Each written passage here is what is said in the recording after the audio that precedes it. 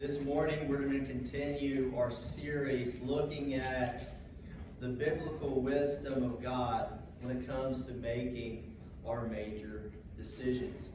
The major decisions in our life could vary. It could vary depending on our age. It could vary depending on our life circumstances. It could vary depending on the troubles and the hardships or the season that we are in. This morning we're going to look at the major decisions of Moses. But before we do that, I want to tell you about this family who built a brand new home. They had an old home that they had lived in for a while. They finally paid off the mortgage, and they put it up on the market to sell so they could finance the rest of building this new home. It was going to be in a new school, a new neighborhood, and a different part of town. It's the part of town that they always wanted to go to. It's the school that they always wanted to go to. It was the size that they always wanted. Although they sold their old home and then they moved into this new home. The first couple weeks it was amazing and wonderful. But then they realized it was going to cost them a lot more to live in this new home. They were now going to have HOA fees. They were going to have landscaping fees. They were going to have higher utility bills along with so many more expenses along with the new mortgage. And with all these expenses, the mother and father spent more time at work than they did with their kids.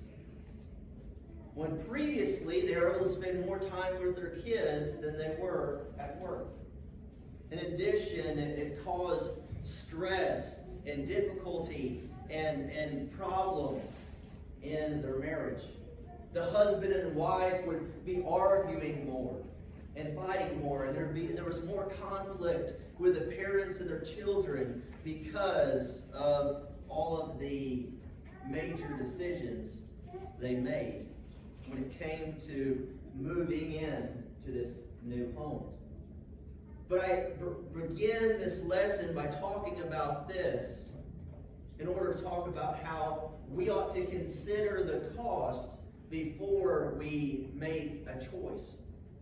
Unfortunately, Moses chose not to count the cost before he made one of the most dramatic, life-altering changes you could do in your life. And we're going to begin with Moses' first major choice in life. And this is the choice that Moses made when it came to killing an Egyptian. In Exodus chapter 2, beginning in verse 11, it says this: "One day after Moses had grown up, he went out to where his own people were and watched them at their hard labor. He saw an Egyptian beating a Hebrew, one of his own people. Looking this way and that, seeing that no one was looking, he killed the Egyptian and hid him in the sand." What was driving Moses' passion? What was driving Moses to make this decision? I believe that Moses had good intentions when making this decision. I can't doubt his intentions because according to this, he saw people being persecuted. He saw his own tribe being persecuted. He saw his own people being persecuted, and that infuriated him and that made him angry that he saw persecution of innocent people. But what caused him to make this bad decision is anger. He didn't slow down. He made a major decision out of an attitude of anger. He also made a poor decision, a poor major decision, because he rushed into it. It probably took about 3 or 4 seconds for him to decide whether he was going to kill this person or not, because all it says in the text is he looked left and looked right and said, all right, I'm going to kill him. That's it. I would say that more than likely, if it only takes us a few seconds in order to make a major decision, we're more than likely going to make the wrong one. We need to think about what we're going to do before we do it, especially when it comes to decision making. It might also even be benefit to say the bigger the decision, the longer we should wait. If it's going to be a small decision, maybe we need to wait just a little bit. If it's going to be a really big decision, maybe we need to spend a couple months praying about it or talking to God about it before we make this decision. But notice what he does with this Egyptian's body. He hides him in the sand. When we make mistakes and we make these poor decisions, oftentimes we say, oh, that probably wasn't a good decision. Let me just hide him. But unfortunately, even though Moses tried to hide this bad decision, it still came back to haunt him. The next day, when he went out into the sand, he saw 2 Hebrews fighting. He asked the one in the wrong, "Why are you hitting your fellow Hebrew?" The man said, "Who made you ruler and judge over us? Are you thinking of killing me as you killed the Egyptian?" Then Moses was afraid and thought, What I did must have become known. So now, after being caught in a mistake, after that mistake has been revealed, he starts to panic. He starts to think about, what should I do now? What should I do now? Because he realizes that he can't cover up his bad decisions. Oftentimes, before we make a bad decision, we have this idea that as long as no one's looking, I can get away with this. Or if I'm able to cover it up before anybody sees, then I don't have to suffer the consequences of this decision. But the truth is, when we make a bad choice, whether it be sinning or a bad financial choice or a bad living choice, when we make a bad choice and do not count the cost, we will have to suffer the consequences of that bad choice, no matter how hard we try to cover it up. As a result, it says this in verse 15, when Pharaoh heard of this, he tried to kill Moses. But Moses fled from Pharaoh and went to live in Midian, where he sat by a rock. So now, since he could not hide his wrongdoing, he decided to flee and hide in Midian. Hide from Pharaoh. And pretend as if it did not happen. Moses knew that God wanted him to deliver the Israelites.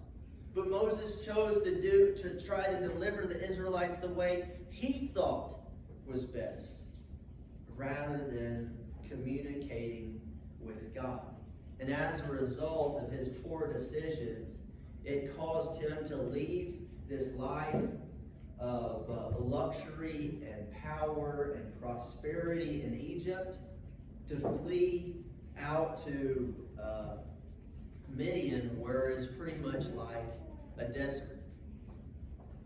All because he did not communicate with God before making a major decision. The next major decision that Moses had, it says that took place about 40 years later. So it took approximately 40 years for Moses to realize, hey, you know what, before I make a major decision, I should probably talk to God about it. I hope that it doesn't take us 40 years to realize that it's a good idea to talk to God about a major decision before we make it. I hope that we learn that lesson now. I pray that we would continue to practice communicating with God before we make a major decision. But in this, Moses' major decision was to finally listen to God rather than ignoring him, and doing what he wanted rather than doing what God wanted him to do. Now Moses was tending the flock of Jethro, his father-in-law, the priest of Midian. And he led the flock to the far side of the wilderness and came to Horeb, the mountain of God. There the angel of the Lord appeared to him in the flames of fire from within a bush. Moses saw that though the bush was on fire, it was not burning up. So Moses thought, will I go over and see this strange sight? Why the bush does not burn up? Then the Lord saw that he had gone over to look. God called him from within the bush. Moses, Moses, Moses, he said, here I am. Do not come any closer, God said. Take off your sandals, for this place where you're standing is holy ground. Then he said, I am the God of your father, the God of Abraham, the God of Isaac, and the God of Jacob. At this, Moses hid his face because he was afraid to look at God. Then he said, I am the God of your father, the God of Abraham, Isaac, and Jacob. So I have come down to rescue them from the hands of the Egyptians and to bring them up out of what the land into a good and spacious land, a land flowing with milk and honey, the home of the Canaanites, Hittites, Amorites, Perizzites, Hittites, and Jebusites. And now the cry of the Israelites has reached me, and I have seen the way the Egyptians are oppressing them. So now go, I am sending you to Pharaoh to bring my people, to the Israelites, out of Egypt. So in this, we see Moses wandering in the wilderness, seeing a flaming bush, choosing to go over to it, and then after he chooses to go over to it, he humbles himself, he falls down before God, and he listens to God. He waits for, and in this we see 40 years of Moses waiting to hear from God. Rather than trying to rush into making a major decision, he waits 40 years before this decision. But we also see why it took 40 years. It took 40 years because the Israelite people loved to live in Egypt. It took oppression and suffering and hardship to get so bad that they finally said, you know what? I want to follow after the promises of God rather than living in this place. I want to go to the place where God wants me to be rather than remaining in this place of bondage and suffering.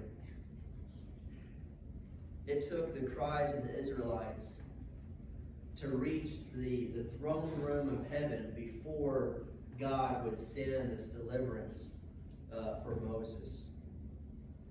You see, the thing is when Moses killed this Egyptian man, the people weren't complaining. They weren't complaining about living in Egypt. They enjoyed living in Egypt. But Moses finally chose to listen to God. Listen to God for the direction in order to bring deliverance to the Israelite people. Now, Moses was making a decision out of compassion. Moses was making a decision out of love to God. He was making a decision that he had waited for and had been patient with And as a result, Moses would go into Egypt and he would tell Pharaoh to let the people go. And after many signs and miracles before Pharaoh finally lets the people go. And we're able to see one of the greatest stories of deliverance in the Old Testament. Because Moses chose to listen to God, to wait on God, to respond with patience and love and compassion towards what God desires rather than what he desired himself. 3 questions of application. When was the last time I asked God for wisdom before making a major decision? When I make a major decision in life, do I have a conversation with God? Do I pray about it? Or do I just jump into it? I think if you're as impatient as I am, I have a tendency of jumping into something before really evaluating all the situations. And I have learned my lesson many times of really counting the cost before making a decision. Second, what can I do in order to slow down before making a major decision? Should I say, before making this major decision, I'm going to spend a week praying in order to make sure that I slow down? Or before making this major decision, I want to spend time in worship and prayer before making this major decision. I want to pray with my wife. I want to pray with my children. I want to talk to them. I want to slow things down before I make this major decision. Third, what will I do in order to have the right attitude before making a major decision? We see that Moses had the wrong attitude. He had an attitude of anger and impatience. But what can I do in my life to make sure that I have a patient heart and a patient response to this major decision? When you look at your major decisions of your life and those around you, you probably can see and understand that the worst decisions that we make are oftentimes decisions that we make out of anger and decisions that we make out of impatience.